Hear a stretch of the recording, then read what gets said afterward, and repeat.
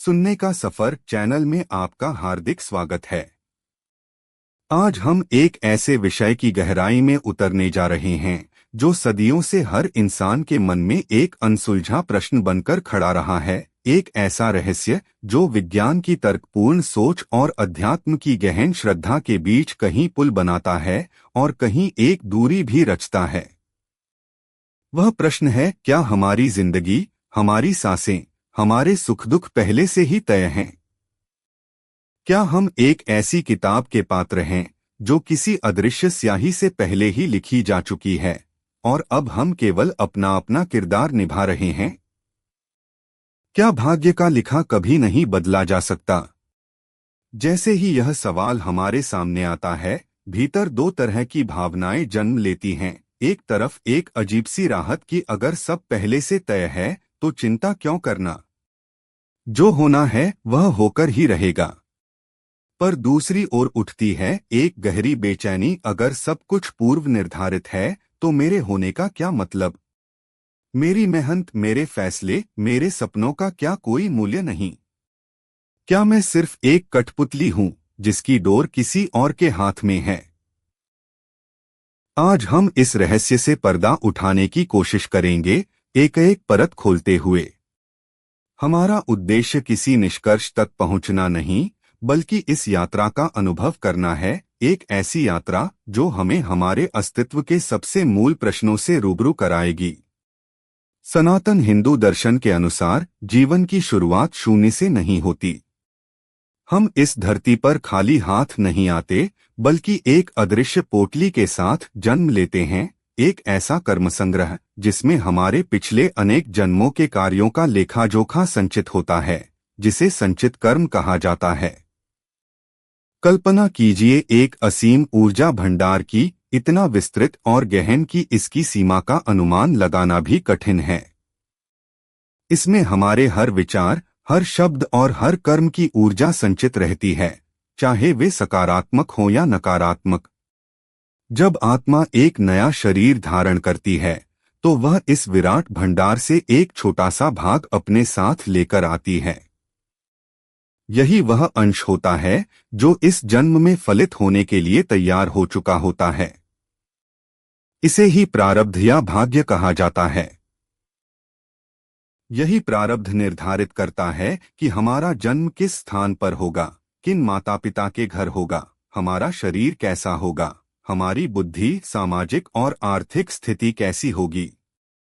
जीवन की वे घटनाएं जिन्हें चाहकर भी बदला नहीं जा सकता, जैसे बड़े मोड़, अचानक आई आपदाएं या अपार सफलताएं, ये सभी उसी प्रारब्ध का परिणाम होती हैं। एक प्रसिद्ध कथा दक्षिण भारत की है, जहां एक महान ज्योतिषाचार्य हुआ करते थे। उनकी भविष्यवाणियों को लोग पत्थर की लकीर मानते थे। दूरदराज से राजा, महाराजा और अमीर लोग उनसे अपने भविष्य का ज्ञान लेने आते थे। एक दिन एक अत्यंत निर्धन व्यक्ति, जिसके पास देने को कुछ भी नहीं था, डरते हुए उनके पास आया। हाथ जोड़कर उसने कहा, गुरुदेव, मेरे पास आपको देने के लिए कुछ नहीं है, लेकिन कृपा करके मेरा हाथ देख लीजिए। मैं जीवन भर आपकी सेवा करूंगा। ज्योतिषी ने उसकी विनम्रता देख दया दिखाई और उसका हाथ पढ़ा। कुछ क्षण बाद उनका चेहरा गंभीर हो गया। उन्होंने चुप रहकर कहा, वत्स, मुझे खेद है, लेकिन तुम्हारे भाग्य में आज से ठीक 7वें दिन दोपहर के समय शहर के मुख्य चौराहे पर सांप के काटने से मृत्यु लिखी है। यह सुनकर वह व्यक्ति जैसे स्तब्ध हो गया। भय ने उसे घेर लिया। कांपते हुए उसने ज्योतिषी के चरण पकड़ लिए और बोला, क्या कोई उपाय नहीं है गुरुदेव? क्या मैं इस भयावह नियति से बच नहीं सकता? ज्योतिषाचार्य ने गंभीरता से उत्तर दिया, प्रारब्ध अत्यंत बलवान होता है और उसे टालना लगभग असंभव। फिर भी एक अंतिम आशा है, यदि तुम अगले 7 दिन बिना अन्न और जल के पास के शिव मंदिर में जाकर निरंतर महामृत्युंजय मंत्र का जाप करो तो संभव है भगवान महादेव तुम्हारे भाग्य को बदल दें। उस व्यक्ति को जैसे एक डूबते को तिनके का सहारा मिल गया। वह तुरंत मंदिर गया और शिवलिंग के सामने बैठकर अखंड मंत्र जाप में लीन हो गया। पहला दिन बीता, फिर दूसरा। भूख प्यास से उसका शरीर थकने लगा, लेकिन वह डिगा नहीं। उसकी आंखों के सामने केवल मृत्यु का भय मंडरा रहा था और उसकी जुबान पर लगातार महामृत्युंजय मंत्र का जाप चलता रहा। छठा दिन भी बीत गया और फिर आया सातवां दिन, वह दिन जिसकी भविष्यवाणी की गई थी। जैसे जैसे दोपहर का समय पास आता गया, उसकी चेतना क्षीण होने लगी। वह लगभग बेहोशी की हालत में लड़खड़ाते हुए भी मंत्र का उच्चारण करता रहा और अंततः शिवलिंग के चरणों में गिरकर अचेत हो गया। जब उसकी आंखें खुलीं, तब शाम हो चुकी थी और वह जीवित था। कुछ क्षणों के लिए उसे यकीन ही नहीं हुआ कि वह मृत्यु के भय को पार कर चुका है। जैसे ही उसे होश आया, वह तुरंत दौड़ता हुआ ज्योतिषाचार्य के पास पहुंचा। उसे देख ज्योतिषी स्वयं चकित रह गए। उन्होंने कहा, रुको, और तुरंत अपनी भविष्यवाणियों की गणना दोबारा देखने लगे। फिर उन्होंने फिर से उसका हाथ पढ़ा और हैरानी से देखा कि भाग्य की रेखाएं अब भी वैसी ही थीं, कुछ भी नहीं बदला था। उन्होंने पूछा, इन 7 दिनों में तुमने ऐसा क्या किया? मुझे विस्तार से बताओ। उस व्यक्ति ने सारा घटनाक्रम बता दिया, कैसे वह बिना कुछ खाए पिए शिव मंदिर में बैठा रहा, निरंतर महामृत्युंजय मंत्र का जाप करता रहा और अंत में बेहोश होकर गिर पड़ा। ज्योतिषी ने शांत होकर कहा, जब तुम मंदिर में अचेत पड़े थे, ठीक उसी समय तुम्हारे घर पर, जहां तुम सामान्यतः दोपहर में विश्राम करते हो, वहां तुम्हारे बिस्तर के नीचे एक काला नाग आया। उसने कई बार तुम्हारे तकिए को डंसा और थोड़ी ही देर में वह स्वयं भी मृत हो गया। तुम नहीं, पर तुम्हारे स्थान पर तकिए ने उस सर्पदंश को सहा। मृत्यु टली नहीं, वह घटी अवश्य, पर उसका प्रभाव तुम पर नहीं पड़ा। तुम्हारा प्रारब्ध बदला नहीं, परंतु उसकी दिशा बदल गई। शिव की कृपा और तुम्हारे अखंड मंत्र जप की शक्ति ने उस परिणाम को एक निर्जीव वस्तु पर स्थानांतरित कर दिया। यह कथा हमें एक अत्यंत गहरा सूत्र देती है कि भाग्य का लिखा मिटता नहीं, परंतु उसका स्वरूप परिवर्तित हो सकता है। जो घटना प्राणघातक हो सकती थी, वह एक प्रतीक बनकर रह गई। और यही वह क्षण है जहां कर्म सिद्धांत का तीसरा और सबसे प्रभावशाली पहलू हमारे सामने आता है, क्रियामाण कर्म। क्रियामाण कर्म वे कर्म होते हैं। क्रियामाण कर्म यानी वे कर्म जो हम इसी क्षण वर्तमान में अपनी स्वतंत्र इच्छा या फ्री विल से करते हैं। यही शक्ति है जो हमें अन्य योनियों से अलग बनाती है, हमें मनुष्य बनाती है। अन्य जीव जंतु या योनियां लगभग पूरी तरह अपने प्रारब्ध को ही भोगते हैं, उनके पास विकल्प चुनने की स्वतंत्रता नहीं होती। लेकिन मानव जीवन में ईश्वर ने यह अनमोल उपहार दिया है, विकल्प चुनने की शक्ति। मैं इस क्षण क्रोधित हो सकता हूं या शांति को चुन सकता हूं। मैं किसी की सहायता कर सकता हूं या उसे अनदेखा कर सकता हूं। मैं ईश्वर की प्रार्थना कर सकता हूं या तर्क करते हुए नास्तिक बन सकता हूं। हमारा हर विचार, हर निर्णय और हर कर्म एक बीज की तरह होता है। जब हम पूरे समर्पण, एकाग्रता और तीव्रता से कोई क्रियामाण कर्म करते हैं, जैसे उस गरीब व्यक्ति ने महामृत्युंजय मंत्र का निरंतर जाप किया, तो हम अपने भीतर से एक अत्यंत शक्तिशाली सकारात्मक ऊर्जा का निर्माण करते हैं। यह ऊर्जा हमारी रक्षा करती है, जैसे एक अदृश्य कवच। यह हमारे प्रारब्ध के नकारात्मक प्रभावों को रोक सकती है, उनकी दिशा मोड़ सकती है या उनकी तीव्रता को कम कर सकती है। लेकिन यहीं से यह रहस्य और भी गहराता है। श्रीमद् भगवद गीता में जब अर्जुन मोह में पड़कर अपने शस्त्र त्याग देते हैं, तब भगवान श्री कृष्ण उन्हें कर्मयोग और धर्म का गूढ़ ज्ञान देते हैं। लेकिन ज्ञान के इस चरम बिंदु पर भगवान एक अत्यंत रहस्यमयी वाक्य कहते हैं, मया वैतान हनितान पूर्वमेव निमित्त मात्रण भव सव्यसाचिन। अर्थात इन सब योद्धाओं को मैंने पहले ही मार दिया है, हे अर्जुन, तू तो केवल निमित्त बन जा। यह सुनकर फिर वही प्रश्न उभरता है, यदि परिणाम पहले ही निश्चित है, यदि कौरवों की मृत्यु पहले ही तय है, तो अर्जुन के युद्ध करने या न करने का क्या अर्थ रह जाता है। यहीं पर भाग्य और स्वतंत्र इच्छा का रहस्य एक ऐसे बिंदु पर पहुंचता है जहां तर्क की सीमाएं समाप्त हो जाती हैं। इसे समझने के लिए एक उदाहरण लीजिए। मान लीजिए कि एक अत्यंत कुशल पटकथा लेखक ने एक फिल्म की पूरी कहानी लिख दी है। हर दृश्य, हर संवाद, हर मोड़, यहां तक कि उसका अंत भी पहले से तय है। लेकिन उस कहानी के मुख्य किरदार को पूरी पटकथा नहीं दी जाती। उसे बस रोज का सीन और संवाद दिए जाते हैं। अब वह किरदार अपने सीमित ज्ञान के आधार पर यह महसूस करता है कि वह अपने निर्णय खुद ले रहा है। उसे लगता है कि वह अपने कर्मों का खुद मालिक है। और उसी विश्वास के साथ वह अपना अभिनय करता है, पूरी लगन, पूरी भावनाओं और समर्पण के साथ। उसका हर संघर्ष, हर निर्णय उसे वास्तविक लगता है, भले ही वह एक पूर्वलिखित कहानी का हिस्सा हो। लेकिन जिस प्रकार एक निर्देशक अपनी पूरी फिल्म की स्क्रिप्ट पहले से जानता है, कहां से कहानी शुरू होगी और अंत में कहां पहुंचेगी, ठीक वैसे ही यह परम चेतना, यह ब्रह्मांडीय विधान उस परम निर्देशक के समान है। हम सब उस कहानी के किरदार हैं। संभव है कि हमारी स्वतंत्र इच्छा, जिसे हम फ्री विल मानते हैं, वह भी उसी महान पटकथा का हिस्सा हो। हमें ऐसा लगता है कि हम अपने निर्णय खुद ले रहे हैं, लेकिन हो सकता है कि वे निर्णय भी उसी पहले से रचे गए लेख में शामिल हों। यह सोच एक गहरी बेचैनी भी पैदा कर सकती है। ऐसा लग सकता है, अगर सब कुछ पहले से ही तय है, तो फिर मैं प्रयास क्यों करूं? मेरे कर्मों का क्या अर्थ है?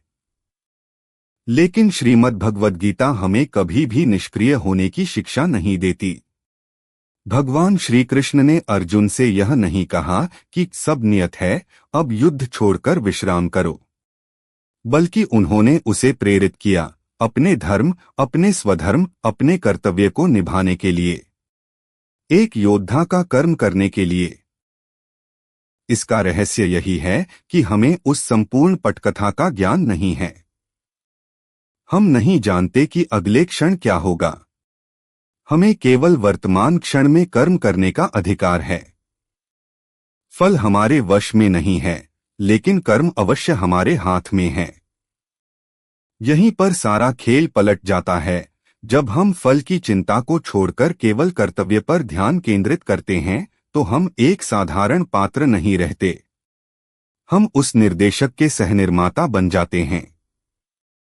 हम मैं कर रहा हूं वाले अहंकार से ऊपर उठ जाते हैं। और तब हमारा कर्म व्यक्तिगत नहीं रह जाता, वह एक यज्ञ बन जाता है, एक पूजा बन जाता है। ऐसा कर्म जो स्वार्थ से रहित हो, जो फल की अपेक्षा से मुक्त हो, हमें प्रारब्ध के बंधनों में नहीं बांधता, बल्कि यही हमें धीरे धीरे कर्म बंधन से मुक्त करता है। कल्पना कीजिए, आपके भाग्य में एक बड़ी आर्थिक हानि लिखी है। यह आपका प्रारब्ध है। अब आपके सामने दो विकल्प हैं। पहला रास्ता, आप हाथ पर हाथ धर कर बैठ जाएं, यह सोचते हुए कि जो होना है वह होकर रहेगा। इसका परिणाम यह होगा कि जब वह समय आएगा तो आप पूरी तरह से असहाय होंगे। हो सकता है आप कर्ज में डूब जाएं और जीवन अस्तव्यस्त हो जाए। दूसरा रास्ता, आप क्रियामान कर्म के मार्ग पर चलें। आप जानते हैं कि परिस्थितियां कठिन हैं, फिर भी आप पूरी ईमानदारी और मेहनत से काम करते हैं। आप फिजूल खर्ची से बचते हैं, आप बचत करना शुरू करते हैं। आप नए अवसरों की खोज करते हैं और साथ ही ईश्वर से मार्गदर्शन व प्रार्थना करते हैं। अब सोचिए, जब वह समय आता है जब प्रारब्ध का फल प्रकट होना ही है, मान लीजिए आर्थिक हानि, तो यह जरूरी नहीं कि वह हानि उतनी भीषण ही हो जैसी भाग्य में लिखी थी, क्योंकि अब आप तैयार हैं। आपके सकारात्मक कर्म, आपकी मेहनत, बचत और सतर्कता ने आपको एक ढाल दे दी है। हानि तो हो सकती है, लेकिन वह हानि संभालने योग्य होगी। आप टूटेंगे नहीं, बिखरेंगे नहीं। आपके पास फिर से उठ खड़े होने की मानसिक और आर्थिक ताकत होगी। यहां भाग्य का लिखा मिटा नहीं, लेकिन आपकी क्रियामान शक्ति ने उस अनुभव की तीव्रता को बदल दिया, उसे रूपांतरित कर दिया।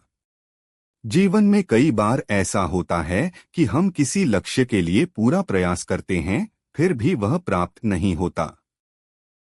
उस समय हम खुद को हारा हुआ मान लेते हैं, भाग्य को दोष देते हैं। लेकिन वर्षों बाद जब पीछे मुड़कर देखते हैं तो समझ आता है जो हुआ अच्छा हुआ। कभी कभी किसी चीज को न पाना वास्तव में हमारे लिए सबसे बड़ा आशीर्वाद होता है।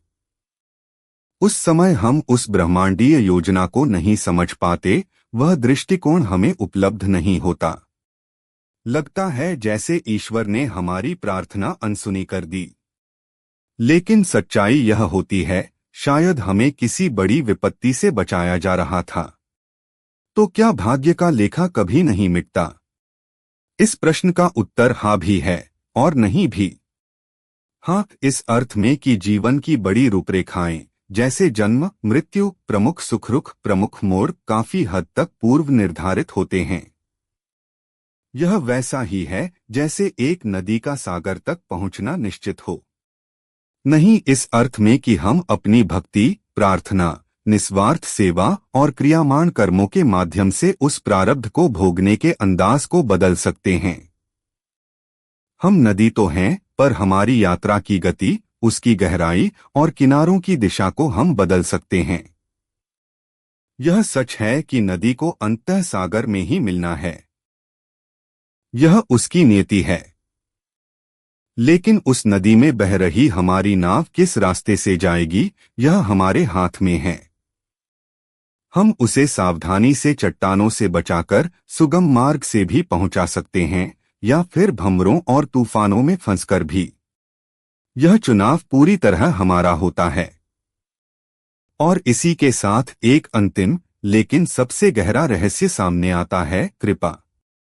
जब कोई भक्त पूर्ण श्रद्धा और निस्वार्थ प्रेम के साथ ईश्वर के चरणों में स्वयं को समर्पित कर देता है, जब वह यह कहता है, हे प्रभु, मैं कुछ नहीं जानता, मेरी कोई शक्ति नहीं, अब सब कुछ तेरे ही हवाले है, तो उस क्षण एक अद्भुत दिव्य शक्ति सक्रिय होती है, ईश्वर की कृपा, गुरु की कृपा। कृपा वह रहस्यमय शक्ति है जो कर्म के सभी नियमों से भी परे है। यह वह शक्ति है जो प्रारब्ध की सबसे कठोर रेखा को भी मिटा सकती है या उसका प्रभाव ही समाप्त कर सकती है। ऋषि मार्कंडेय की कथा इसका उदाहरण है।